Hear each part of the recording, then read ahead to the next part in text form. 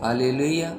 स्वागत है आप सबका मेरी भविष्यवाणियों की पुस्तक में। आइए हम आज के पवित्र वचन को पढ़ेंगे जो कि परमेश्वर के दास प्रेरित अंकुर यूसुफ नरूला जी द्वारा लिखा गया है। परमेश्वर आपका शरण स्थान और गढ़ है। जैसे कि भजन संहिता अध्याय 91 उसकी 1 से लेकर 2 आयत में लिखा, जो परम प्रधान के छाए हुए स्थान में बैठा रहे वह सर्वशक्तिमान की छाया में ठिकाना पाएगा। मैं यहोवा के विषय कहूँगा कि वह मेरा शरण स्थान और गढ़ है, वह मेरा परमेश्वर है, मैं उस पर भरोसा रखूंगा। मेरे प्रियो, आज बहुत लोग हैं जो कहते हैं कि भजन संहिता 91 अध्याय दाऊद ने लिखा है, परंतु मैं आपको बताना चाहता हूँ कि यह अध्याय मूसा ने लिखा है। बाइबल बताती है कि जिस दिन मूसा इजरायलियों को मिस्र में से लेकर जा रहा था, तो उस समय इजरायलियों की सबसे बड़ी समस्या यह थी कि वह एक ही स्थान पर बैठना और खड़े होना पसंद नहीं करते थे। उनको मुश्किल लगती थी।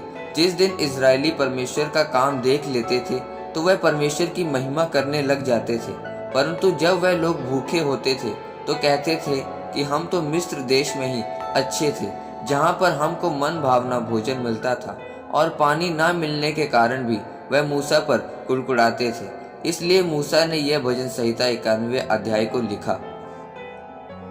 उसने लिखा कि जो परम प्रधान के छाए हुए स्थान में बैठा रहे वह सर्वशक्तिमान की छाया में ठिकाना पाएगा।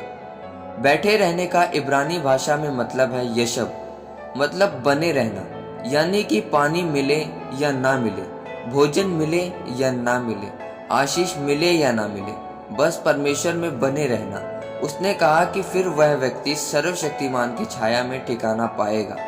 छाया का मतलब है डिफेंस, यानी कि वह फिर बचा रहेगा। फिर मूसा ने कहा कि परमेश्वर मेरा शरण स्थान और गढ़ है। बाइबल में पहली बार शरण स्थान शब्द गिनती की पुस्तक अध्याय 35 में आया। परमेश्वर ने उसमें अपने लोगों को कहा कि जब आप किसी का खून कर दो तो मैं यह नगर ठहराता हूँ, अगर आप उस नगर में चले जाओगे तो आपके उस खून का बदला आपसे नहीं लिया जाएगा। यानी कि अगर आपने जलंधर में कोई पाप किया हो और आप जलंधर को छोड़कर होशियारपुर चले जाओगे तो आपके पाप का बदला आपसे नहीं लिया जाएगा।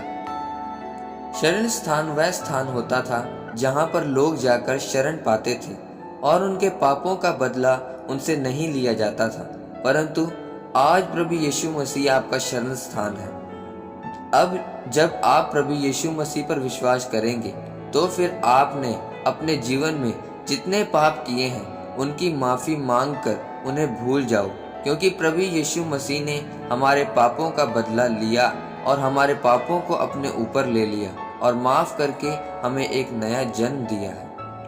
गढ़ शब्द पहली बार बाइबल में 2 शमूएल में आया, जब दाऊद प्रार्थना कर रहा था और कह रहा था कि परमेश्वर तू मेरा गढ़ है। गढ़ वो नगर होते थे जो बड़े मजबूत होते थे, जिनकी बाहर की दीवारें पीतल की बड़े बड़े पत्थरों की बनी होती थी, ताकि कोई भी दुश्मन हमारे नगर में आकर हमारे ऊपर हमला ना कर सके। इसलिए मूसा ने कहा कि परमेश्वर तू मेरा गढ़ है। मतलब अगर आपका भरोसा परमेश्वर पर है कि प्रभु यीशु मसीह मेरा गढ़ है, तो आपको घबराने और डरने की जरूरत नहीं है, बल्कि शैतान का सामना करने की जरूरत है, क्योंकि आपका गढ़ परमेश्वर है और इसलिए आप उसमें सुरक्षित रहते हैं। आपका व्यापार, परिवार उसमें सुरक्षित रहता है।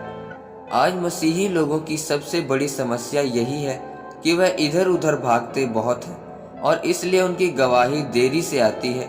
अगर मसीही व्यक्ति इस बात को समझ जाए कि मैं परमेश्वर के छाए हुए स्थान पर कैसे बैठ सकता हूँ, तो परमेश्वर उसका शरण स्थान और गढ़ ठहरेगा। इसलिए मेरे प्रियो, परमेश्वर के छाए हुए स्थान में बैठे रहें और परमेश्वर के ऊपर संपूर्ण भरोसा रखें, तब परमेश्वर आपका शरण स्थान और गढ़ बनेगा।